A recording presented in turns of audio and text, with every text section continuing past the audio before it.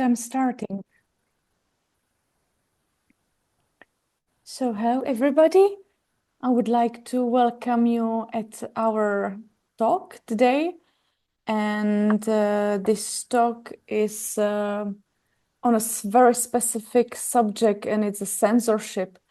At the beginning of our discussion, and before I introduce my colleagues, I would like to put down a very brief introduction linked to the subject. We are gathering within this discussion four people together, a publisher from Slovakia, from Czech Republic, from Ukraine, and from Bulgaria. And what is common for us is that we are coming from countries that have a very young democratic system. And I think that young democracies are more fragile than the ones with the longer tradition. And all people who are today participating in this discussion, we are all coming from the Eastern European countries, from behind so-called Iron Curtain, and for many years in 20th century, we were under the influence of Russia. Since 1989, or in terms of Ukraine, 1991, we are democratic countries. And I believe that we challenge very specific things. We face specific challenges. And this is something what I would like to discuss today. The first short announcement, Slava Svitova, the Ukrainian publisher, will join us a bit later because she's arriving from Kiev to Lviv, and she will arrive approximately in 20 minutes. But I can already welcome here Tonička Koleva from Bulgaria and Ferci Malik from Slovakia. And at the beginning, I would like to ask you to introduce yourself, and then I also say something about me to have the full context of this discussion. Tonička, the floor is yours. Thank you, dear Barbara. I'm very happy to see all of you through the screens, and I hope that our discussion will be somehow useful for our colleagues. I mean, afterwards, when published on YouTube or any other platforms. I'm Antoinette Koleva, director of Critic and Humanism Publishing House. We are a small independent publisher operating for more than 30 years now in Sofia, Bulgaria, and we publish mainly human and social sciences, but also some art things and some fine literature connected to philosophical view we prefer and publish. And what is maybe very important to us is also to operate and to deal, I mean, in our local context, to be presented as a center, as a cultural actor, I mean, as a center of activism, and to demonstrate our responsibility to what is going on in our society. And I'm accentuating this because unfortunately most of my fellows colleagues, publishers in Bulgaria, obviously understand the publishing activity only as a sort of a trade activity. So that's for the beginning. I think it's enough. Yeah. Thank you for this. It's very good, interesting comment, and I hope we will develop it a bit further later. Ferci, may I ask you to introduce yourself too? Yeah, thank you, first of all, for calling me. Again, I really appreciate the activity of Alliance, and I really like to see you all again after time. As I said, as you said, I'm coming from Bratislava, where all or most our activities are held.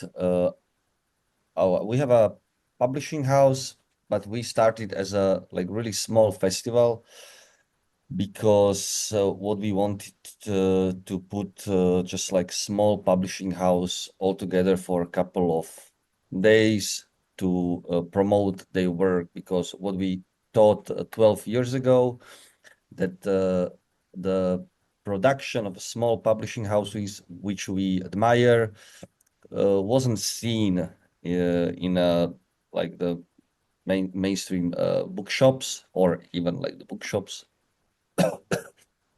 And we thought that it deserved their spotlight, so they can bring their production to the small table, they can meet their readers, we can organize readings or workshops or whatever. And it looks like we weren't the only one who thought so. And so we started from this in like the really small publishing house, and after 12 years we are in the city center uh, and organizing the biggest book festival in Slovakia. And but it's still focusing on quality production. The publishing houses are like curated, and it's a multi-genre festival. So there's not just readings, there's discussions, and we try to also do it somehow with some social impact, what we hope for. So, for example, we always have a theme, and for example, this year the topic of the festival was something like connect, talk to each other, connect, something like this. It sounds better in Slovak. And uh, I'm sorry. And we also what we do also we do a couple of another festival. For example, one is in Košice in few days actually on tomorrow. It started tomorrow. It's a 10th edition.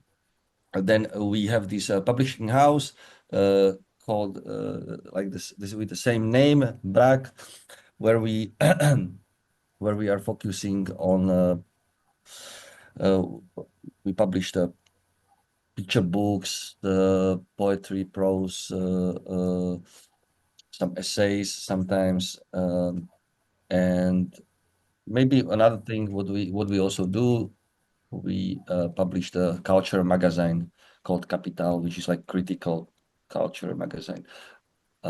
So in the like short wrap up, that's it from my side. Thank you very much. I'll introduce later also Slava when she will be available.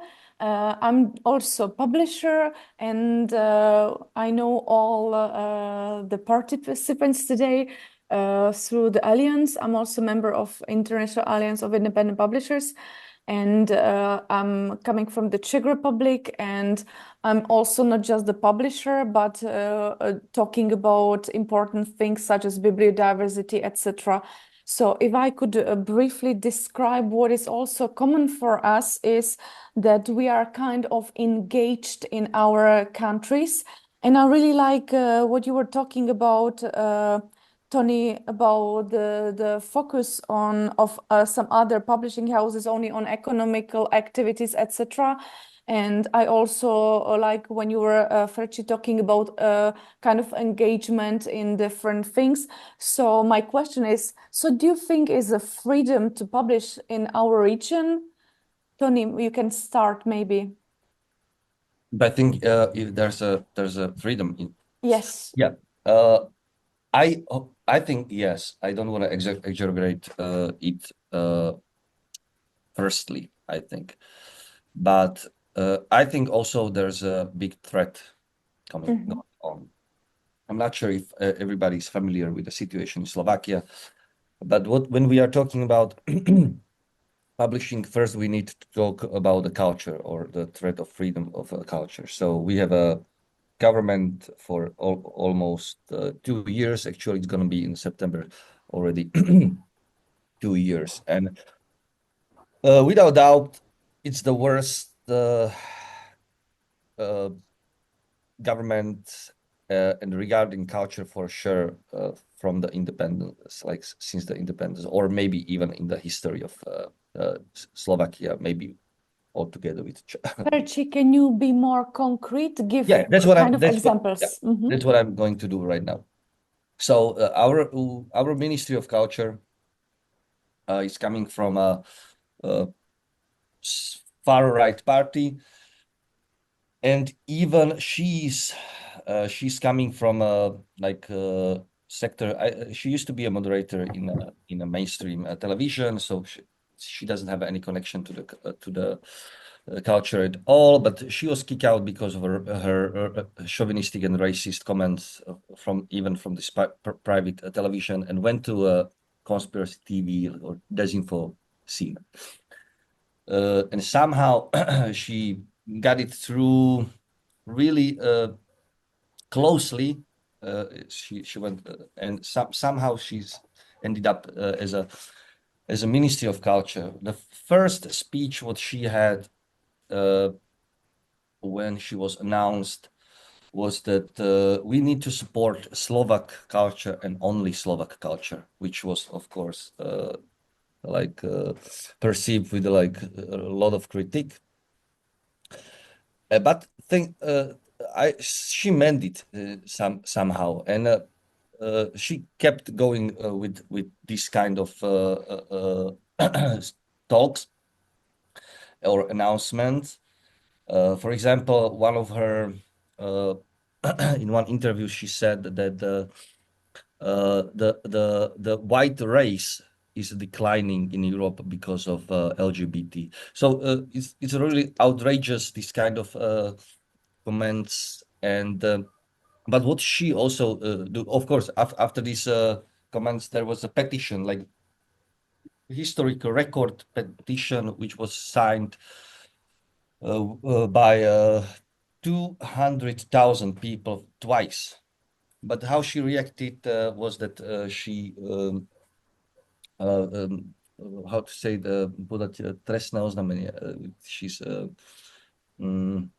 like she threatened her political opponents in the court. You can say she was like putting. She accused them of committing the crime Yeah, by doing this. Yeah, thank you so much. Ferci, I will ask you later what are the real consequences of her behaving on literature, but I would like to also ask Tony about this freedom to publish in Eastern Europe, in your country, and maybe if you can also, as Ferci, describe today's situation, like political situation of Bulgaria. You know, when one talk about the freedom of publishing or freedom of expression, the first thing we think about is the censorship. Sure. The first thing is the legislative basis, the constitution of a country, etc., etc. In such terms, the situation in Bulgaria is perfect, so to say. I mean, according to our laws, according to our constitution, you have the full freedom to publish, and the only thing you could be prosecuted about is if you do propaganda propaganda against the individuals, I mean hate against the individuals, or propaganda of war, I mean in the aspect of state propaganda. Except these two cases, everything in Bulgaria, according to the law frame, is fine, is okay. So we should have a total freedom of publishing, and in fact, you know, we have it. But that is not the problem for me. As I suggested in our correspondence before the discussion, what is frightening me is a so-called negative dimension of freedom of publishing. And I could even narrate about I could tell you a story about the local publishing landscape, a story connected directly with this negative dimension of freedom of publishing. But before to go to the story, I would say that at least in my head, when talking about the freedom of publishing and the freedom of expression in general, we could go at least.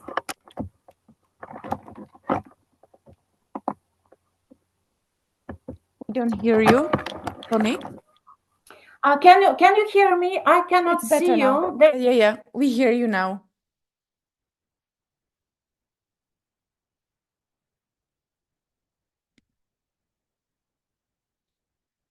We have a technical issue.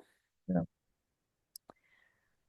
So maybe I'll ask you, Ferci, before we have the connection with Tony, if you can start talking about the consequences on literature Yeah. of the politics. We will wait later for Yeah. Tony.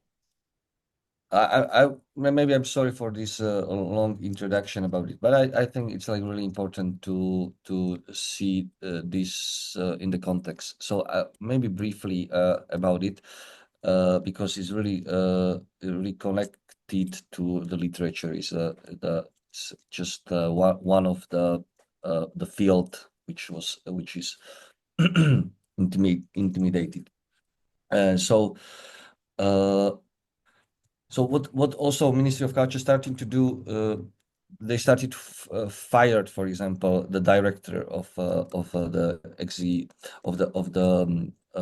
institution such as Slovak National Gallery, Slovak National Museum, and also one of the institution which is called the Slovak Art Council, which is actually the public institution, which works really good, not perfect, but good. And it was the institution for supporting all sorts of culture. Various fields in culture, such as theater, visual art, actually everything except the film industry, because it has their own. And why is it great? Because about the projects, about every single project, the experts actually were making the decisions, and that's the really important. It wasn't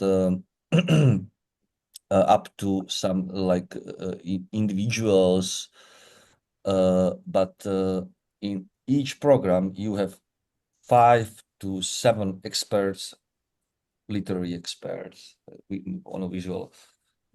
But what they did, they set up something like the chair or chamber of like 9 people, totally non-qualified. For example, one example is that because by the law, you have to come on work in a culture at least 5 years, and one guy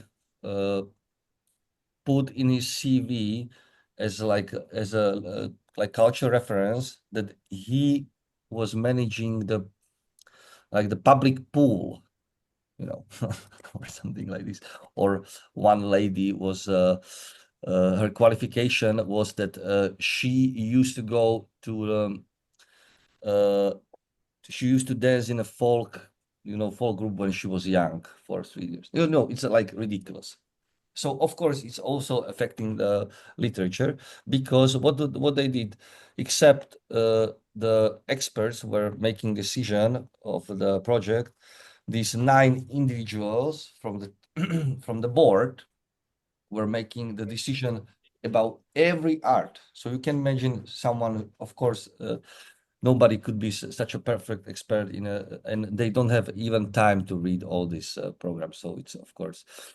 So that's the real threat to literature and to the culture, because what they did already last year, that one of the best publishing houses, one of the best writers, didn't get the support from this Slovak Arts Council because and we know it we know it that is it was because we as well were affected, because we were like active against the Ministry of Culture, so so they knew about it, uh, they illustrated it, and that's the real threat for a literary. And I will maybe say something more, but I see the Tonichka is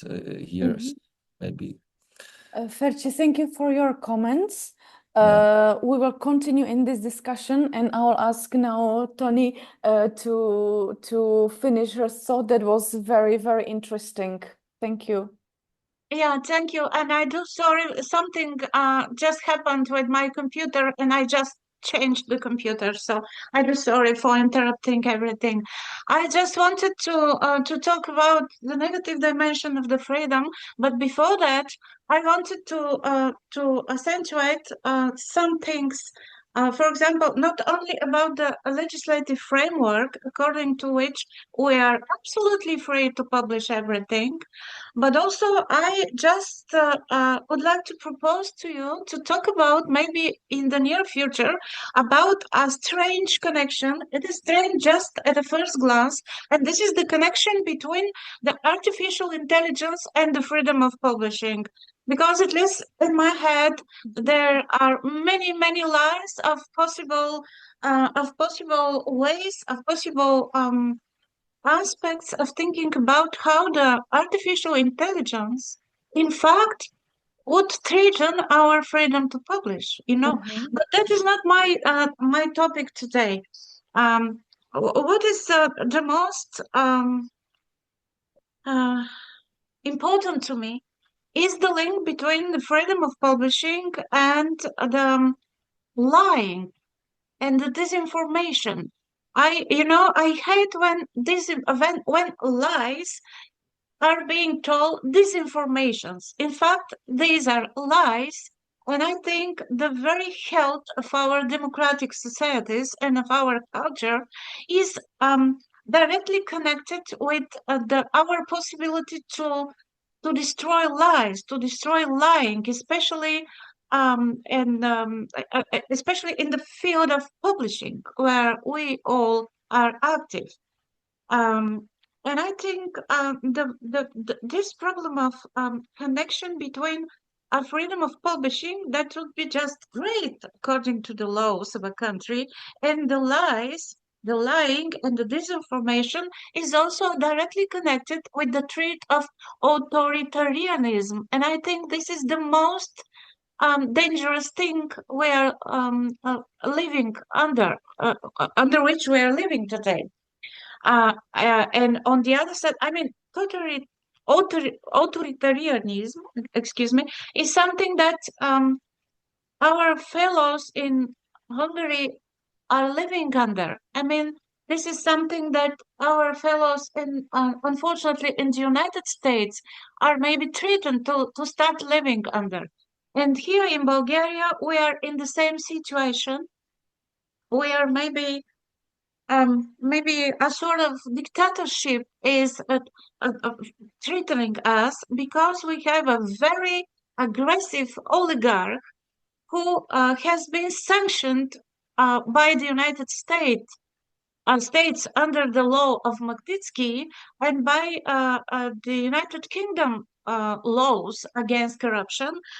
This figure, this person, uh, terribly rich, incredibly rich, but rich through manipulations with the public budget, not because of his activities or whatever. This subject, this person is threatening all of us because he is somehow dominating ruling undercover, sure, our executive power, our prosecution offices, and even lately our Ministry of Internal Affairs, and even our courts. So we're living maybe in the eve of a dictator coming to us. And when such are conditions, social and political, I mean, we shall be even more cautious, and especially cautious about what I'm naming negative dimension of freedom of publishing. Let me tell you what I mean by a case. Do I have some more minutes, Barbara, or maybe I shall pass the word to František first? I would like you to continue because I'm putting a lot of notes and I would like to do a little conclusion after this, and it's very interesting. Oh, okay, then, you know, we have a case. Let me just see the year. I can remember the year of establishing our publishing house in Bulgaria. Well, it doesn't matter. You know, several years ago, a publishing house has been established in Sofia, Bulgaria. And we didn't know about them because we have in Bulgaria even more than maybe 2,000 publishing houses. Maybe only 200 of them are relatively active. But anyway, one is not able to know everybody. But this publishing house is entitled under a flower. Under a flower, Edelweiss. You know, this is the German word. And if one is quite intelligent and historically educated, it is easy to make the link between the name of the publishing house and some part of the military forces of the Third Reich, of the German Nazi military forces. But suddenly it appeared at the National Book Fair, maybe some 2 or 3 years ago. At the stand of this publishing house, quite new for me. I have been active for 30 years in our country, but it was quite new for me. Absolutely new, to be fair. And we saw, terrified, at the stand of this publishing house, more than a decade, maybe 12 or even 15 titles by Hitler, by Himmler, by all the Nazi ideologists, by so-called historians that are trying to um, to deny, you know, Holocaust and to glorify everything that has happened under the Hitler um, um, um, time. And fortunately, many citizens, Bulgarian, just active citizens, activist organization, and unfortunately, very few publishing houses, just like us, started to complain, and we started to send letters, messages, and calls to the National Association of Publishers, asking them to forbid this publishing house from participation in the national book fairs.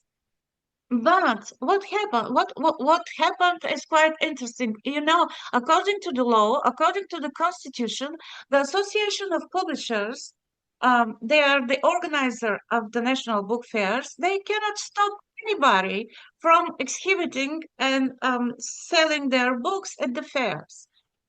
It would be illegal.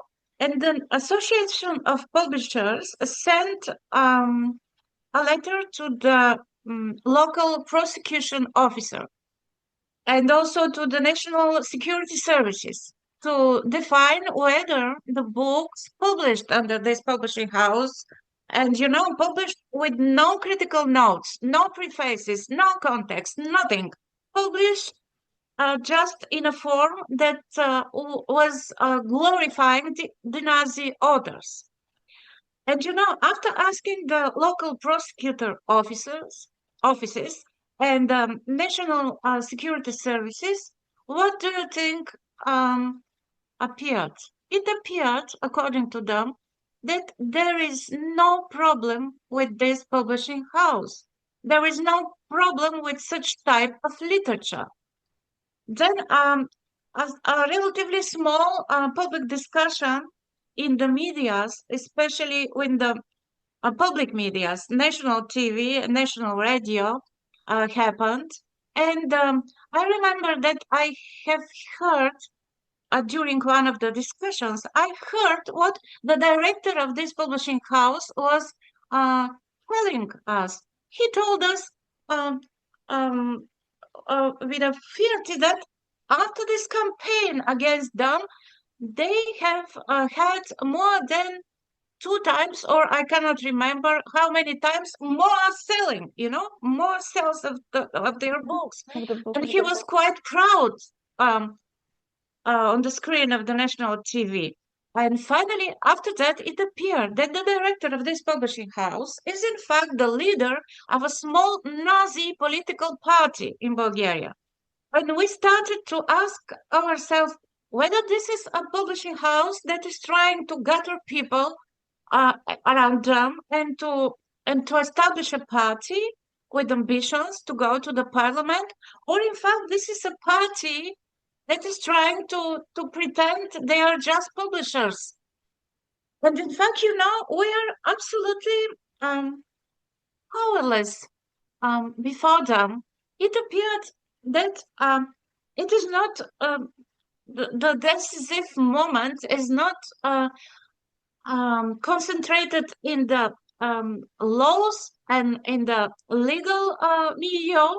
In fact, the problem is maybe with the executive powers and maybe with the mentality, and maybe also the problem is with some individual figures, with some individuals that are taking some positions, some public jobs, and who are deciding whether something is against law or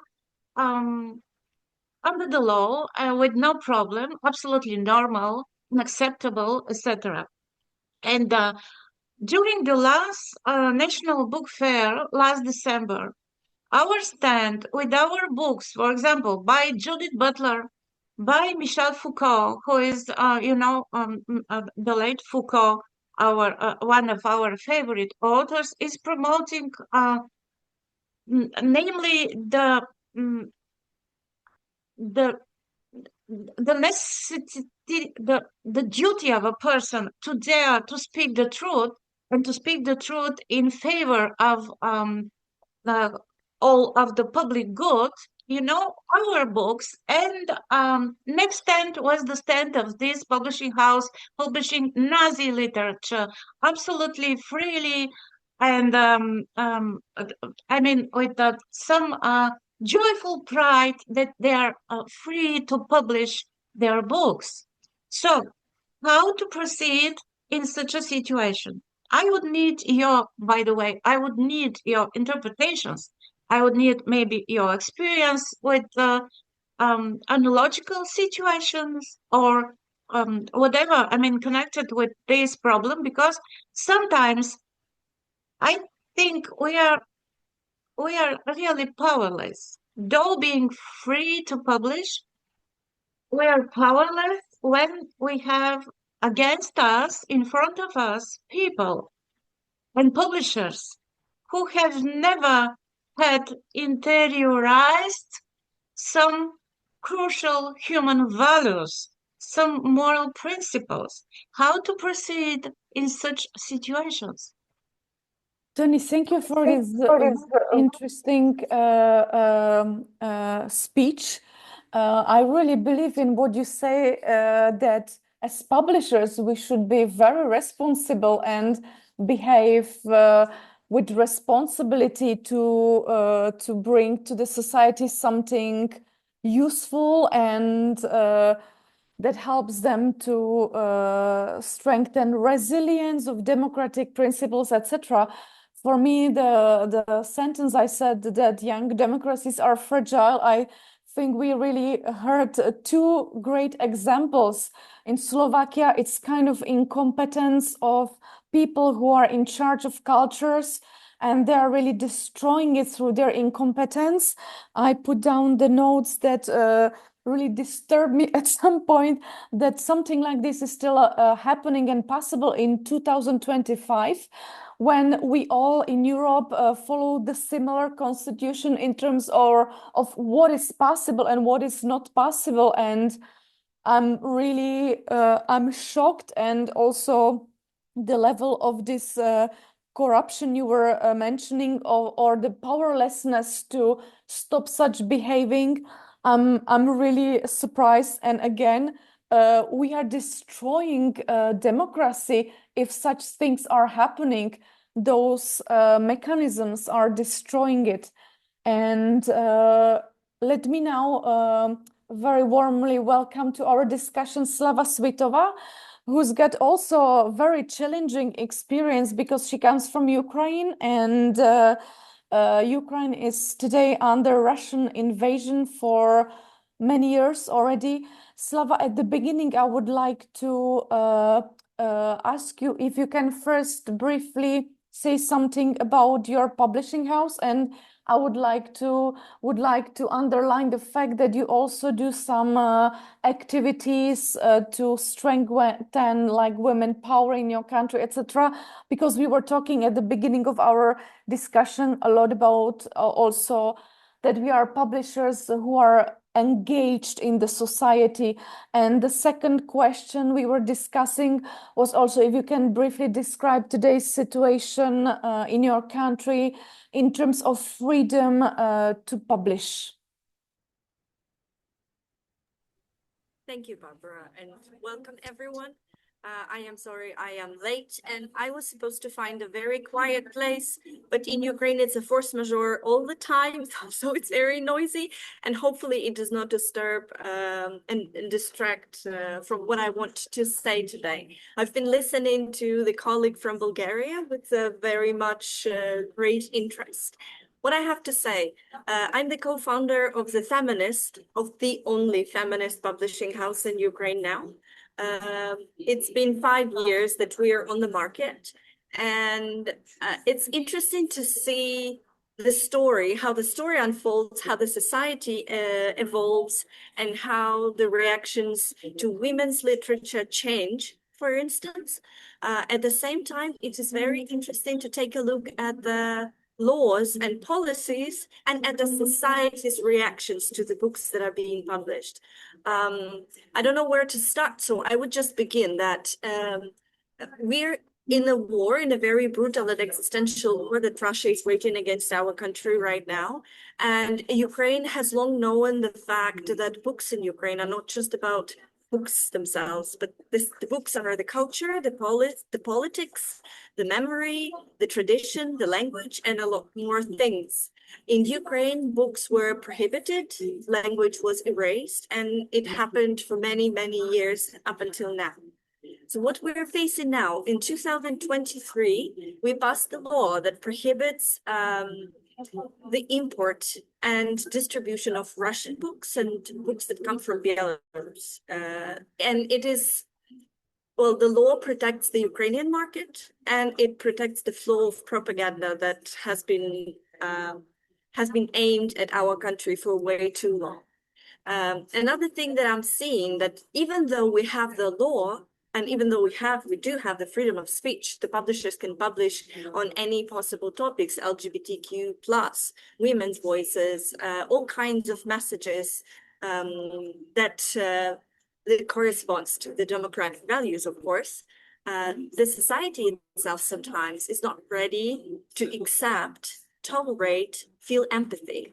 And the recent horrific case which happened, one of my favorite publishers in Ukraine, which publishes documentaries and witnesses, they were getting ready to present the book, The Voices of Black Lives Matter in Lviv, where I currently am.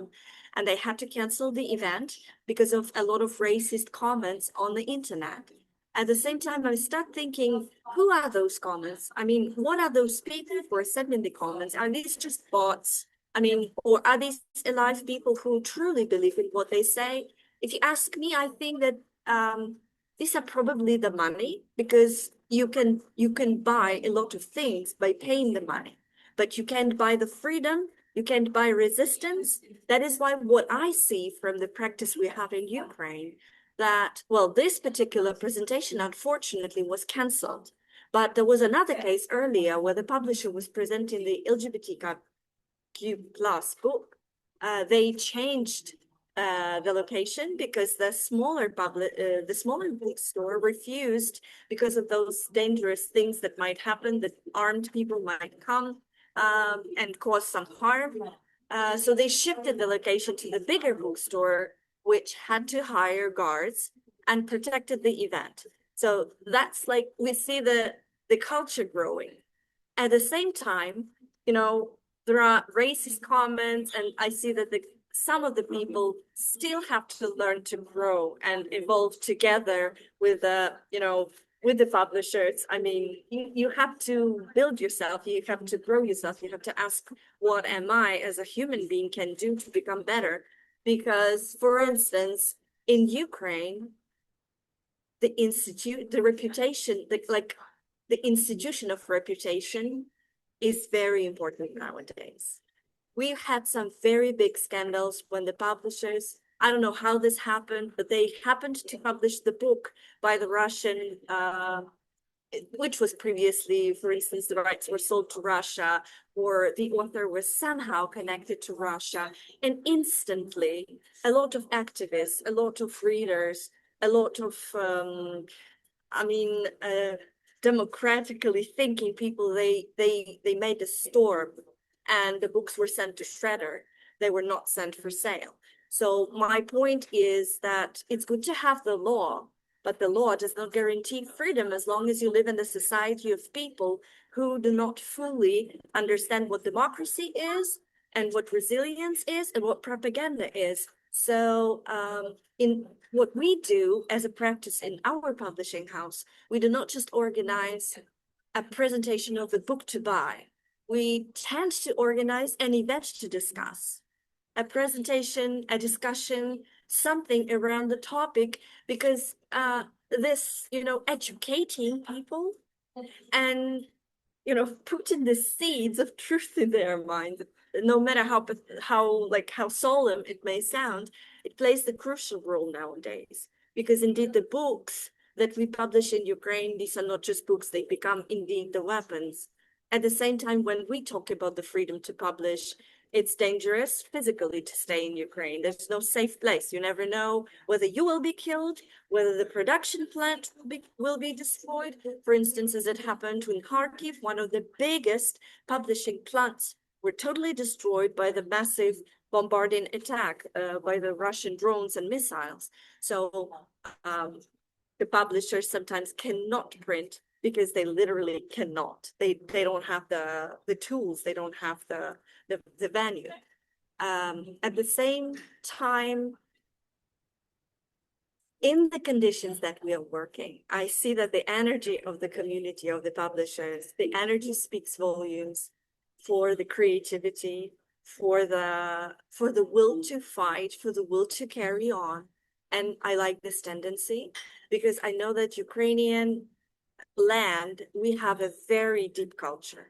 But the culture and the language and the people were destroyed, erased, banned, burned for centuries. So that's the tendency I see now, that a lot of classical works were like digged up from the archives and reprinted.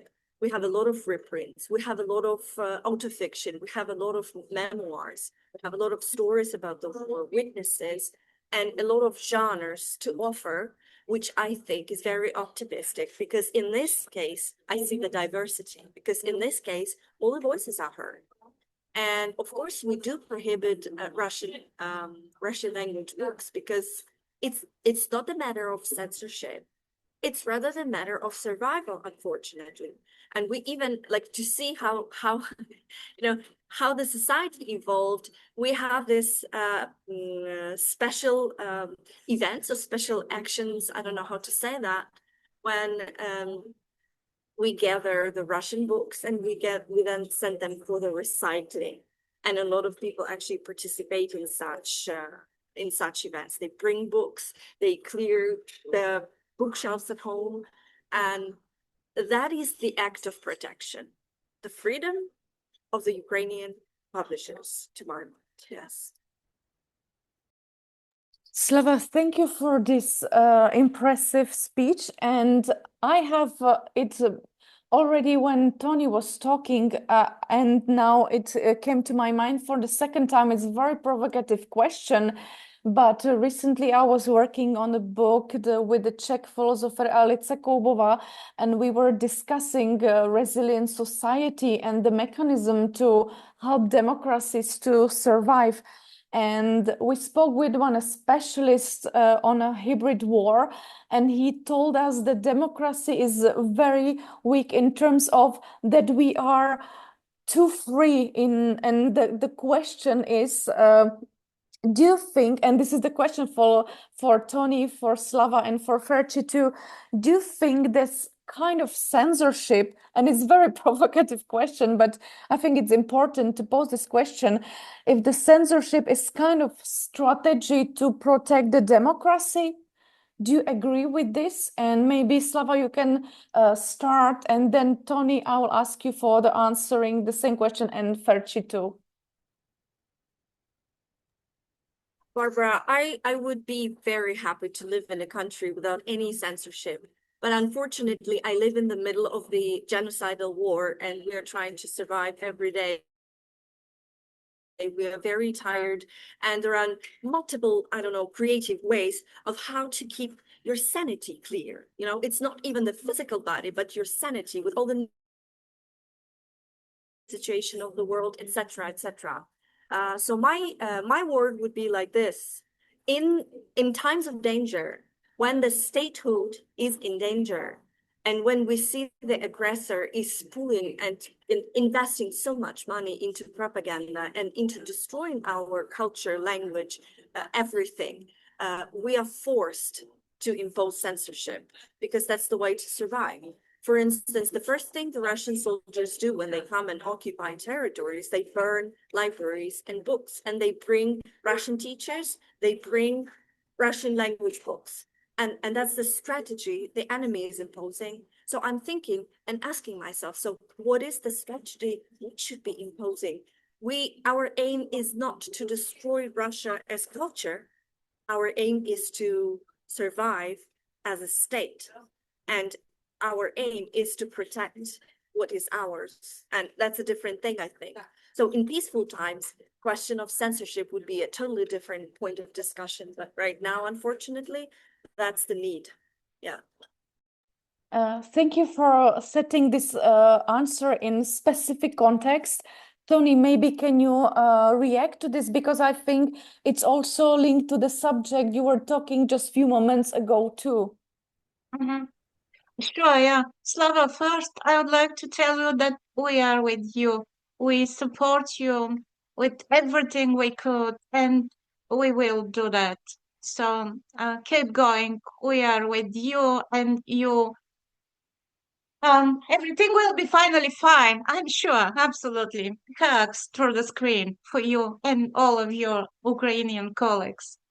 Barbara, sometimes I am dreaming about a sort of a ethical chart or moral chart, or how to say, ethical chart of what being publisher is or should be.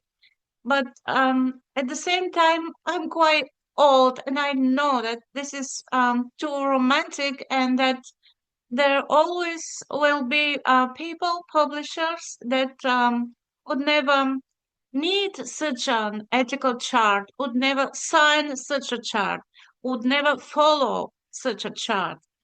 And I don't know, maybe the most important thing is the level of mentality of the public. Because if you have a very sensitive, well-educated, morally elevated public, you would never do, let me say it in a childish way, you would never do stupid books. You would never do bad books. I mean, bad in terms of content and in terms of value, in terms of um, mm, talking about the hate between the people, talking about levels of human beings, etc., etc. So I'm trying somehow to live and to continue work um, when on the one side believing that some more discussion, I mean professional solidarity, discussion towards ethical charting uh, would be possible, and on the other side, knowing that we shall fight every day. We shall fight every day. We shall be noisy. We shall cry publicly about things we do not agree with. And I think publishers, sure, if one is understanding being a publisher as a cause, as being a cultural figure, etc., not just a trade maker, that we publishers are, so to say, guardians of words and ideas, and we shall fight every day about them. And it doesn't matter, I would say, whether you operate in Bulgaria or in Slovakia. I wouldn't dare to say Ukraine because Ukraine is something absolutely different at the moment. Or you are operating in the United Kingdom, France, or the United States. You always must be brave because everything depends on us. It depends too little on the legal framework. It depends on our everyday activity and um, our audacity to dare to fight. Thank you very much, Tony. Perci, I would like to ask you the same question, and I would like to add one more question because Slava was talking about some attacks or possible threats on events linked to the books. Are you sometimes also today scared with new government and all the things that are happening in Slovakia that this may happen too? Or are there groups or subjects or topics, projects endangered by people around, like, I don't know, extreme parties, etc.? Can you talk also about this? But first, I would like to ask you also to comment the thing about censorship. First of all, of course, hi Slava, and thank you for your speech. And also, we are with you all together. And I'm actually coming to Lviv in a book forum, so maybe we can see each other. But regarding to the question censorship and about the censorship, I already talked about the way how actually the culture is right now on the direct attacked and a direct threat by the like really the our leaders, and even right now our like prime minister.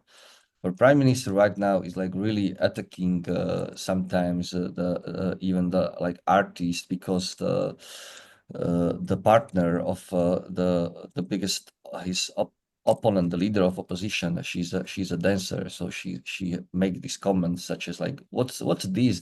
Is this a art? This is a new dance. What kind of art is this? And of course it makes an impact for people in probably rural areas, or who they don't know anything about like new dance or contemporary dance. And so or it really or he stepped into the National Gallery, and he's looking to a contemporary art, and it's like reminding the Nazi exhibition Entartete Kunst, if you know, that he's like talking like what is this art? What kind of art is this? And regarding the literature, so there was a discussion in a parliament where when they were talking about the support of literature by this Slovak Arts Council, and they read excerpts from some contemporary novel, and they were like, what kind of vulgar or bad literature is this in comparison to, I don't know, some historic figure and so on. So sometimes they're really using this kind of they're using the art to against the public, like really it's not even sophisticated. And why I'm saying it's not sophisticated, because what I'm really afraid of right now in Slovakia, that we don't have against, maybe it's different, even it's different maybe in some part of the world, but in Slovakia you don't have ideology against some ideology against you. There's not a concept which is like against you. It's just like pure greed or like evil. Yeah, you can say, or bad and intentions. It's not something. It's not a concept. It's just like a beats. It's like what they see. So they it's ad hoc. They just react on the stuff. They don't have some concept.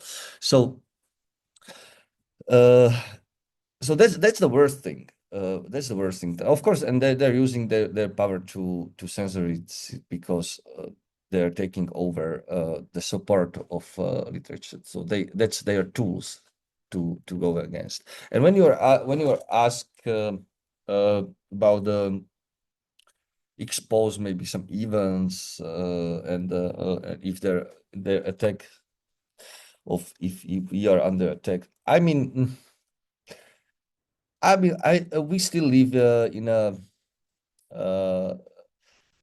Bratislava, so I'm still in the kind of a bubble. Of course, we were afraid during the Brak beat when, for example, Didier Fassin was there talking about Palestine, which is like really hot topic. So we were like, if it's okay, but I don't think that we had many Ukrainian authors, and of course everybody is hero behind the screen, but he wouldn't dare going to the public to be ashamed. Like sometimes you have these individuals there, but they are silenced. And when Slava was talking, and I think you were talking about censorship, maybe we can switch it because of course the democracy is not to publish everything. We know that the book is a medium. You can print like crap. You can print like dangerous content. So it's not about censorship. Maybe it's better to call it curated content. What we are doing, we are curating the content. And we need to be, of course, afraid of propaganda, of course, in the social media. But there's a huge propaganda in the books. We can see it like historically. There are many books about it. So, of course, we need to be afraid. We need to be sharp. We need to look after each other and. Maybe I like to put it this way, maybe. Perci, thank you for this. And I would just also include a little example of Czech Republic, because we had now 4 years of quite calm democratic times, or 2-3 years with the new president, etc. But we are going to have elections next weekend. And there is a huge risk that at some point we will follow the Slovakian scenario, as Ferci was talking at the beginning, because there is a high risk of having the prime minister from populist party who can only create a government together with right-wing party or with extreme leftish communist party. So it's very problematic situation. And there was very interesting moment because there were already several discussions with potential ministers of culture before elections, and it's really horrifying to read the programs of those people who could become our ministries of culture. And it was also a lot of discussion about we need to put money only in traditional culture, no import from abroad, or focus on supporting repairing old building instead of the contemporary culture. So we are maybe entering also not very easy times. And the problem is when I was thinking about it, it's not only about creating content and what we bring as publishers and putting on the table, but the problem is also that we don't have too many strong people who could help us, like role models. Like I miss that, for example, Czech president, who is a very brave and smart person, is not telling to people you should read this type of books, etc., or other opinion leaders who are smart and whom we admire. And I think we really could start thinking about it as public figures with powers who could inspire, because this is something what I really miss. I would like to pose now 2 questions, because I would like to also talk a little bit in a positive way. And the thing is, what actions we should take to support this freedom of publishing, to protect it or to help it. And maybe it's also linked to my comment I said a few moments ago. Do we have strong local writers or representatives, philosophers, public people who could represent those strong voices supporting democracies, who can change, for example, or help to navigate the democracy back to democracy, not bringing it to oligarchism or kind of censorships of or authoritarian behavings of politicians, etc. So maybe Tony, you can start with answering this question. So my question is about the role of people who could help us with those scoping strategies, and if there are some strategies, if you've got some ideas, or we just have to do it by ourselves, and why by one, or what do you think?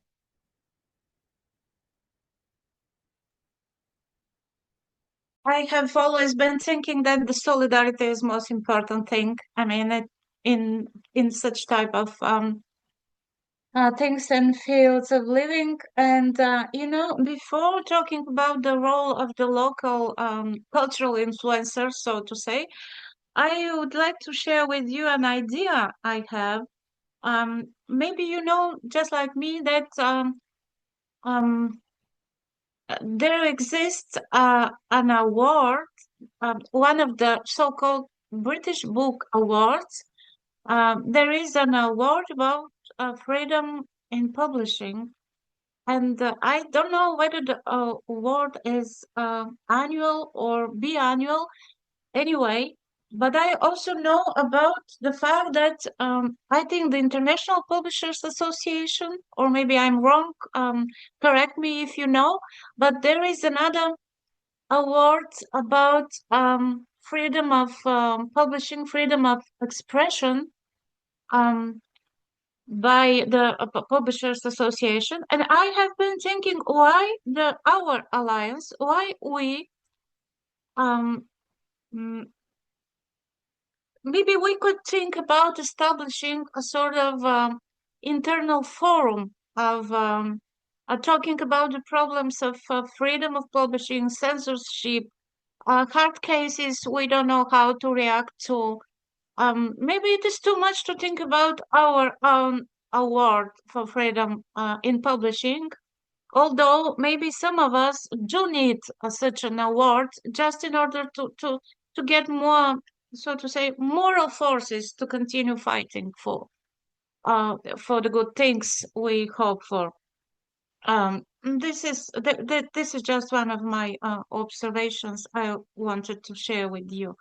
My need to have a forum, to have a place where to go and talk about my problems, even though I would know that only fellow publishers from abroad would answer me, no one from my country, for example.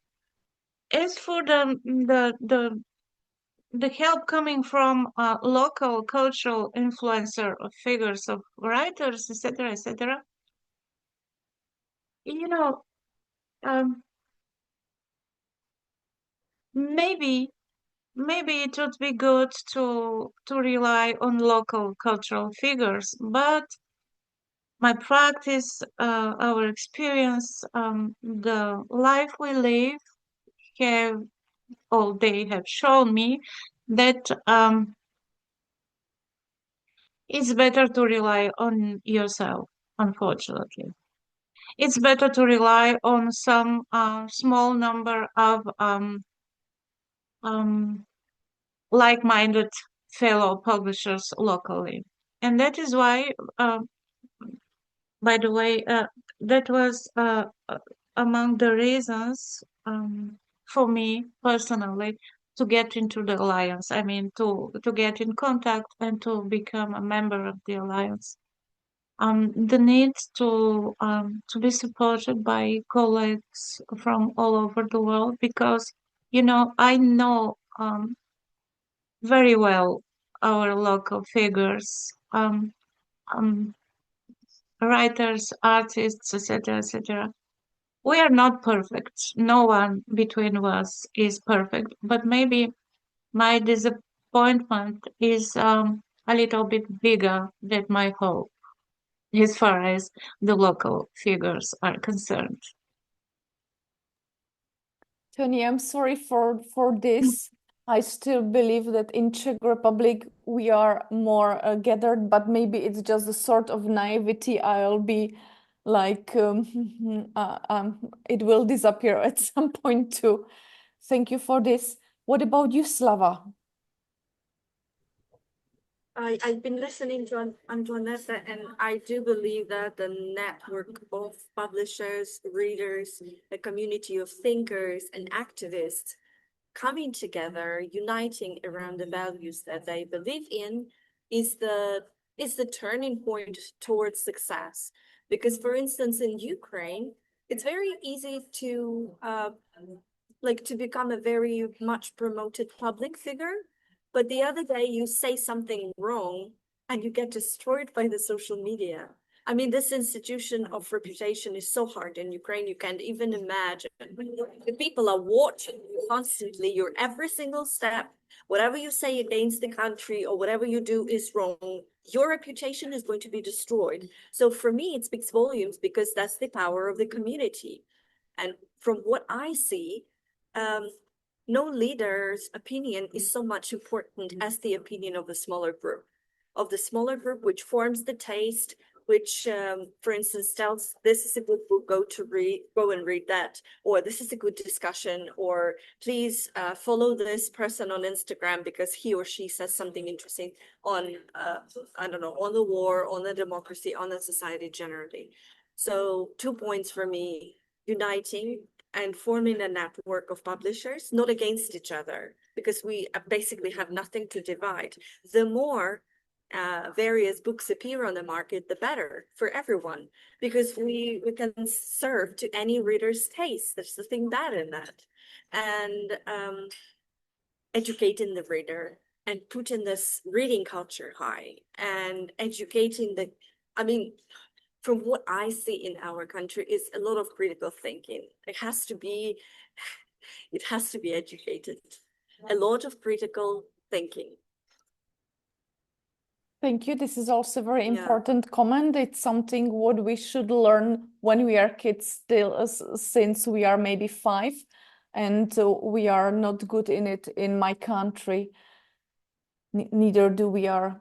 So, Ferci, what is your opinion on this subject about these coping strategies for helping democracy to survive in terms of publishing? Do we need public people or? Actually, even after like many failures during and lost during these 2 years, I even said it publicly, like we lost many battles. But on the other hand, the joke is going around our culture community that nobody. If I said that we have the worst Ministry of Culture, but on the other hand, nobody before put the culture so strong together as she actually did right now. So we established the institute. It's not like official institution actually. It's a platform called Open Culture. And Open Culture, it's a really important platform right now, which was contained by the people working for free for 2 years, organizing protests, organizing petitions, organizing meetings with on every level, from ordinary people to the politicians. And we are learning. We're learning a lot from these. It's really hard times, but I mean, we found it. I found it really important for me just to be together. We organized, or we organized once or twice a year, so like getting together. We are getting together like 400 people or so, and just like complaining. It's so important, just like to put it out, and but it also works in a like really professional way, but also in so you know when something happen, when they try to intimidate you, or some politician is against you, so you know where to go, on which door to knock.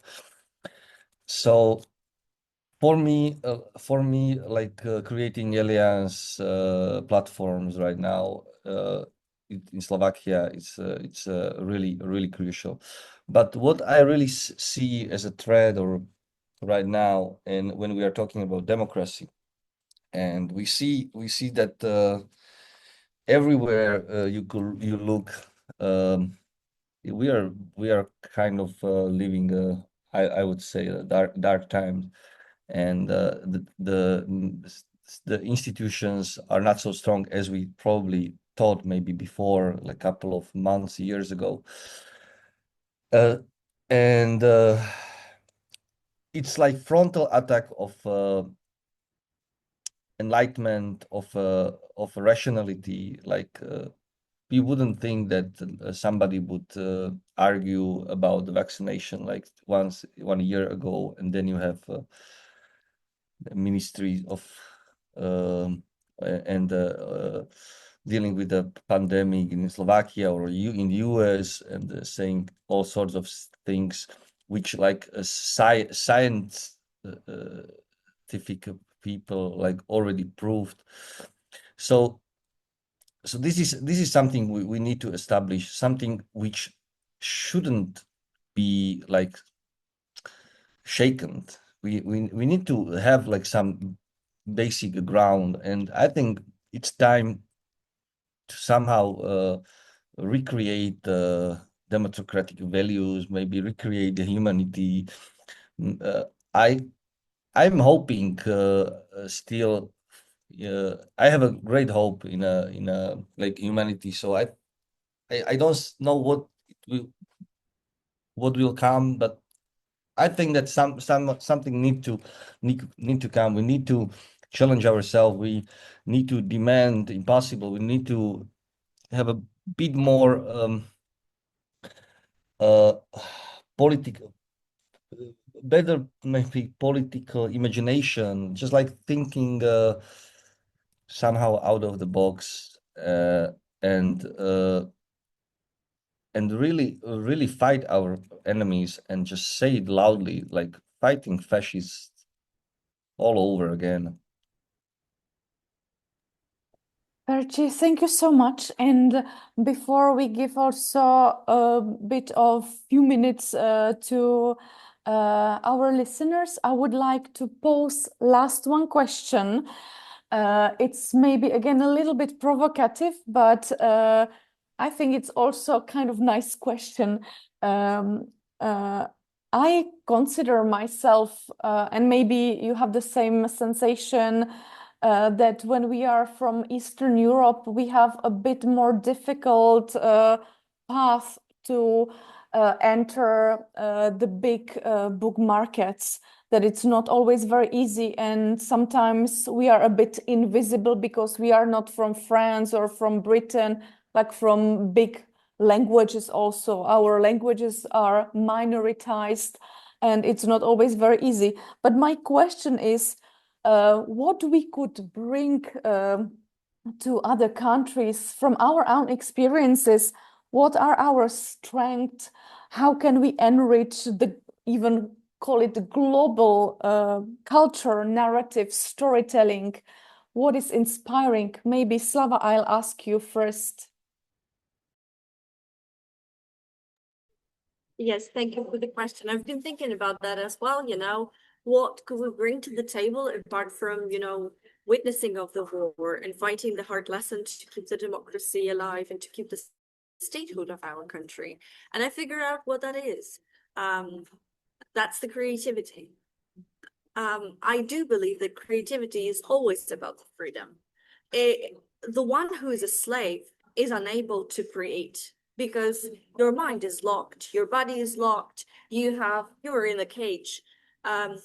Despite the atrocities that happen in Ukraine every single day, what I see the boom of everything. I see that actually Ukrainians are struggling to make their lives better. So I think the world needs that perspective, how to remain free under pressure in the most terrible and horrible life experiences that I would never wish to experience, even the enemies, because it is indeed a very big challenge, like existential one. How to remain creative, how to find creative solutions, how to keep your mind open, how to go abroad, see that, like, cross the horizon, see the new, and then later bring it back and try to basically fulfill it here. I do believe that Ukrainians are most creative in the whole world. The way our fighters are fighting in the front line, and the way they use the weapon that they receive from Europe, from America, in a creative way, the way they shoot, the way they hunt, the way they protect. I'm getting emotional because I think the world is getting a little bit too theoretic.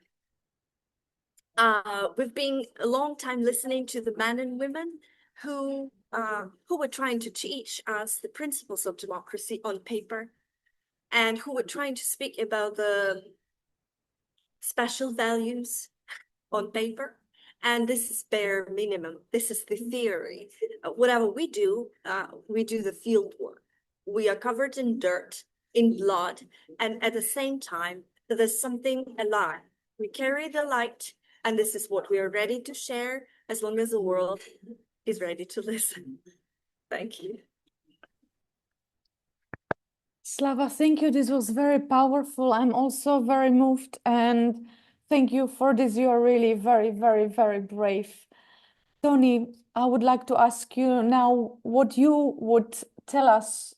What is the thing you could offer globally? What Slava said, excuse me, this is again my computer. What Slava said, Slava, thank you so much. It was so exciting and so great, and I just even think I have nothing to add after said by the words Slava said. Um, maybe maybe getting down. I mean, I'm very emotional, Slava. but I would try to get down myself. I would say that in the terms of politics, we're talking about all the time implicitly. Maybe what we could export is the way we have used to fight against dictators, the way we have been used under the socialism to survive under totalitarianism.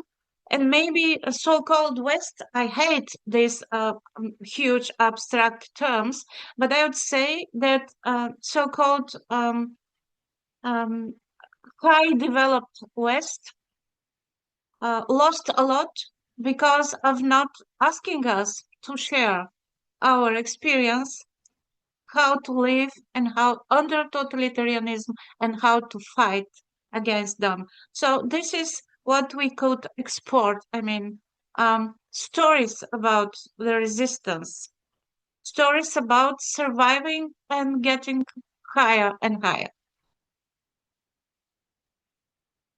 Thank you, Tony, for this talk too. It was very moving because I share very similar thoughts with you about this. And as I already mentioned, the project I was working on about the resilient society, and it also works with Slava's thoughts about theoretical things and then practical living. So when we created this project, it was based on the real stories of real people and stakeholders who are really actively changing something in society. And I think this type of knowledge and experience is very enriching, and I totally agree with it. Thank you for this. Ferci, what about your thoughts? I mean, thanks to the both speakers, previous speakers. They put it really, really greatly. I'm a humble guy, and I'm coming from a humble culture. I think what we really could offer is that we are like really good illustrated example that the demolition could be done really, really easily. We need to stay focused what's happening in your country. We need to defend the institutions. We need to make them stronger. We need to work together, because nobody like in Slovakia would ever imagine something like this happen to your country, because we thought it's impossible. But sometimes when like the real reason or the goals are driven by just like bad intentions, it's going really, really easily. So yeah, that's what we really could bring to, I think, from our Slovak perspective right now on the table, in the European table. Everybody's watching us. We know it, but what I really want to say that Slovakia is not Robert Fico. Slovakia is not Martina Šinkovičová. Slovakia is also like 10,000s of people working in a culture, working in a publishing industry. Maybe they're not represented right now, but we will be, because I think we are on the right side of the history, and I'm pretty sure about it. So I mean, just like I'm sorry for my government right now. I'm sorry for Slovakia.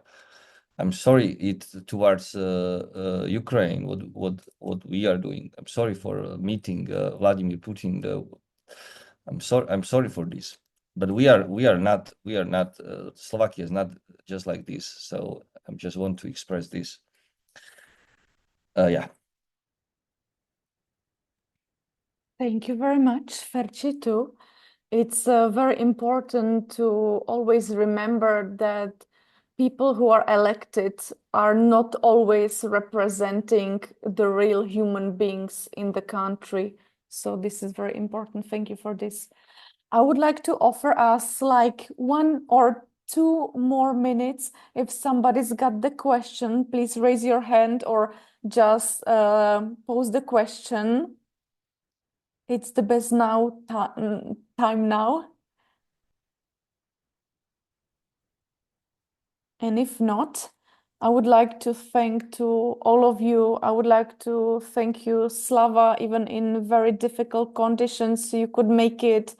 Ferčitu, because you're also in Skopje and not in Slovakia today, even with technical problems. Tony, thank you for this. I would also love to thank you, all Alliance of Independent Publishers, who is amazing organization, who gives us opportunities to gather, to discuss, to open subjects, and to share all those informations with you. And I see a lot of faces who are participating today as listeners, who are members of Alliance, and I'm very happy to see you, all of you, and thank you for seeing also now your faces, and I'll be very happy to follow the programs and also other events that are linked to this amazing Babelika platform and event and celebration of bibliodiversity, because this is the most beautiful thing on Alliance, that we can meet, and we are so diverse from different cultures, countries, bringing different subjects on the table and different perspectives, and this is the most important. So thank you to all of you once more again, and also thank you for the people who are watching it later on other devices and platforms, because this session was recorded, so we are now in the history forever. Thank you to all of you. Barbara, thank you for a great moderating. Thank you so much. Thank you, Thank you. everybody. Thank you, everyone. Thank you Thank you, so much. Barbara. It's been fun. Thank you.